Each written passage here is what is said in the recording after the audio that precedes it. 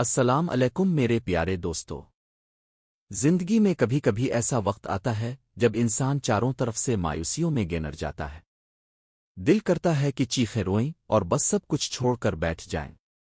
ایسا لگتا ہے جیسے اب ہم مزید برداشت نہیں کر پائیں گے۔ اگر آج اب بھی زندگی کے کسی ایسے ہی موڑ پر کھڑے ہیں جہاں آپ کی ہمت جواب دے رہی ہے تو میری ایک بات یاد رکھیے گا۔ آج کا یہ پیغام خاص طور پر آپ کے تڑپتے ہوئے دل کو تسلی دینے کے لیے ہے۔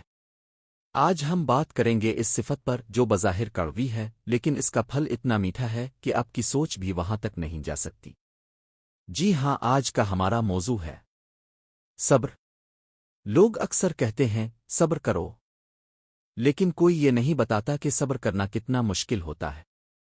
جب اندر تکلیف کا طوفان ہو، جب راتیں روتے ہوئے گزری، جب لوگ آپ کو غلط سمجھ رہے ہوں اور آپ کے پاس صفائی دینے کے لیے لفظ نہ ہو، اس وقت خاموش ہو جانا اور اپنے معاملے کو اللہ پر چھوڑ دینا، یہ ہے صبر۔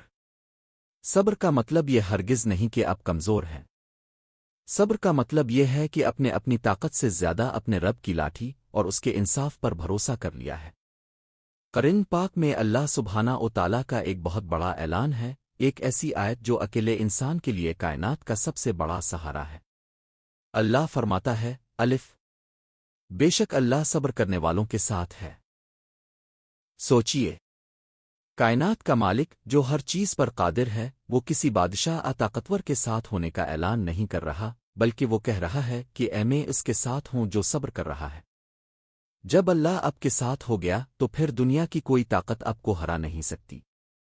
ہم میں سے بہت سے لوگ کہتے ہیں کہ ہم کب سے صبر کر رہے ہیں، دعا مانگ رہے ہیں، لیکن حالات بدلتے ہی نہیں۔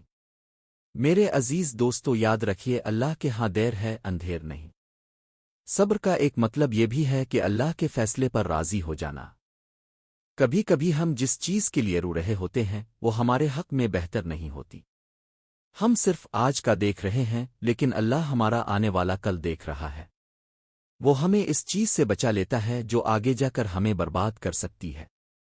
صبر صرف مصیبت پر نہیں ہوتا، صبر گناہوں سے بچنے پر بھی ہوتا ہے۔ جب گناہ کرنا آسان ہو، جب بدلہ لینا آپ کے ہاتھ میں ہو، جب کسی کو الٹا سیدھا کہنا بہت آسان ہو، لیکن آپ صرف اللہ کے خوف اور اس کی رضا کے لیے اپنے نفس کو روک لیں، تو یہ صبر کا بہت اونچا درجہ ہے۔ لوگ آپ کا دل دکھائیں گے، آپ کو تانے دیں گے، آپ کے راستے میں کانٹے بچھائیں گے، لیکن آپ کو پتہ ہے کہ اللہ ایسے لوگوں کے بارے میں کیا کہتا ہے؟ قرآن میں ہے، پس اب ایسا صبر کیجئے جو خوبصورت صبر ہو۔ میرے پیارے بھائیوں اور بہنوں، اگر آج آپ کا دل بھاری ہے تو اپنے دل پر ہاتھ رکھیے اور کہیے، اللہ میں تیرے ہر فیصلے پر راضی ہوں، مجھے صبر جمیل عطا فرما۔ یقین مانیے، اندھیری رات جتنی لمبی ہو، صبح کا سورج اتنی ہی آب و تاب سے نکلتا ہے۔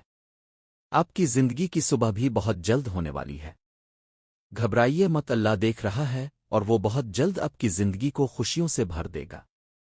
اگر آج کے اس پیغام نے آپ کے دل کو تھوڑا سا بھی حوصلہ دیا ہو تو اسے اپنے ان دوستوں کے ساتھ ضرور شیئر کریں جو اس وقت کسی مشکل سے گزر رہے ہیں۔